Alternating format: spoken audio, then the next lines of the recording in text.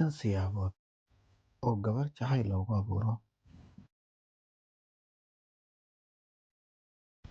Si aad haweeney isku jeclaysiiso ama jacayl aad ugu abuurto, waa inaad deganaataa oo aad ka taxadartaa, maadaama dumarka qaarkood ay ku adag tahay in qalbiyadooda u dhiibaan ragga qalbijo badan oo ku dhacay awgood.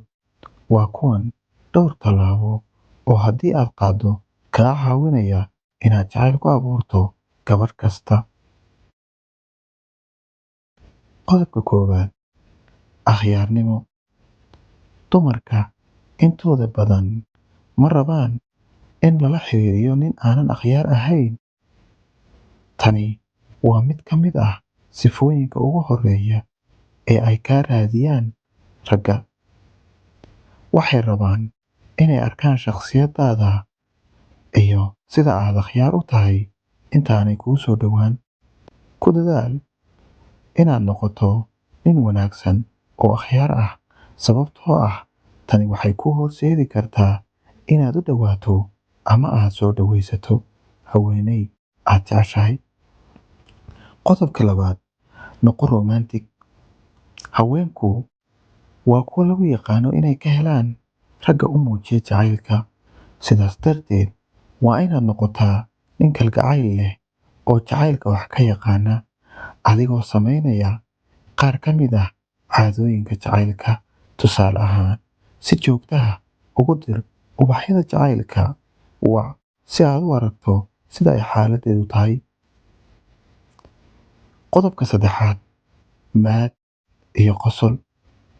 Ka dhoola caddaysiinta gabar waxay abuurtaa waayo-aragnimo xasuus mudan. Sidoo kale, ha ilaawin in dumarka badankoodu ay ku raaxaystaan inay la socdaan nin qosol leh ama nin kaftan badan oo ka dhoola caddaysiiya. 4. Dhiirigelin.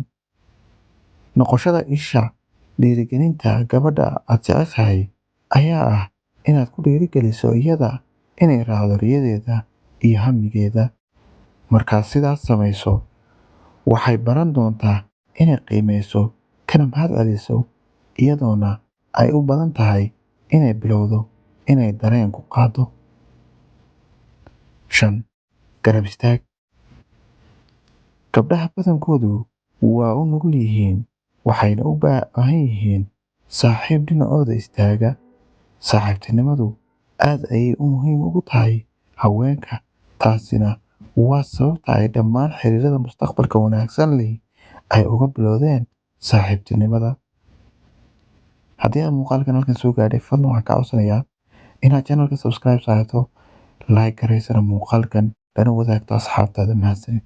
Sidoo kale qaybta commentiga waxaad noogu reebi kartaa wixii talo iyo tusaale aad noo haysid. Mahadsanid.